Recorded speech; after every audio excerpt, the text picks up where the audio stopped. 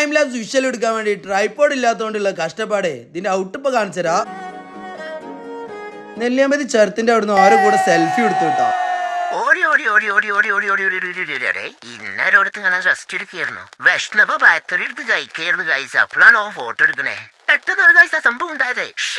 നീ മാറിക്ക്, ഞാൻ നിക്കാം. നിന്റെ മുഖം കാണിക്കാതെ ഫോട്ടോ എടുക്കണേ. ഞാൻ എസ്റ്റേറ്റിക്കാ. പിന്നെ അവിടുന്ന് വണ്ടി എടുത്ത് ഞങ്ങൾ നേരെ വിട്ടത് എവിടുക്കാന്ന് പറയാം, ഒരു ഇംഗ്ലീഷ് ചർച്ച് പോലെയുള്ള ഒരു ലൊക്കേഷൻ കാട്ടോ. ചർച്ച് എന്തായാലും ക്ലോസ്ഡ് ആണ്, പക്ഷെ നല്ല കോടമഞ്ഞും ചർച്ചിന്റെ ഒരു ആംബിയൻസും ഒരു സ്വിറ്റ്സർലാൻഡിൽ എത്തിയ ഒരു ഫീൽ ആട്ടോ അവിടുന്ന് കിട്ടിയത്. പിന്നെ എല്ലാവരും അവിടുന്ന് കുറച്ച് ഫോട്ടോസും മൊമെന്റ്സും കാര്യങ്ങളൊക്കെ ക്യാപ്ചർ ചെയ്ത് അവിടുന്ന് വിട്ടിട്ടോ.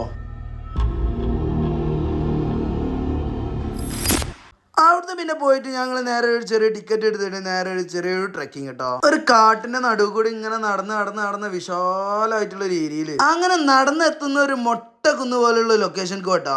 പാലക്കാട് ആയതുകൊണ്ട് തന്നെ കുറെ സത്യനന്ദിക്കാട് പടങ്ങളൊക്കെ ഷൂട്ട് ചെയ്തിട്ടുണ്ട് എന്ന് പറഞ്ഞിട്ട്. നട്ടുച്ച നേരാണെങ്കിലും പാലക്കാടിന്റെ ആംബിയൻസ് ആണെങ്കിലും ഇവിടെ വെയിലില്ല കേട്ടോ. നല്ല അടിപൊളിയായിട്ടുള്ള നല്ല വൈബായിട്ടുള്ള ഒരു ആംബിയൻസ് തന്നെ കേട്ടോ. അതുപോലെ തന്നെ റേഞ്ചും ഇല്ല കേട്ടോ.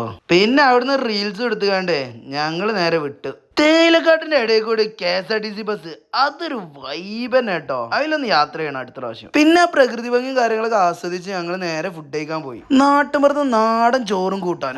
അവിടുന്ന് പിന്നെ 1-2 ലൊക്കേഷൻസ് പിന്നെയും കണ്ട് ഞങ്ങൾ നേരെ നാട്ടിലേക്ക് തിരിച്ചു വന്നിട്ടോ.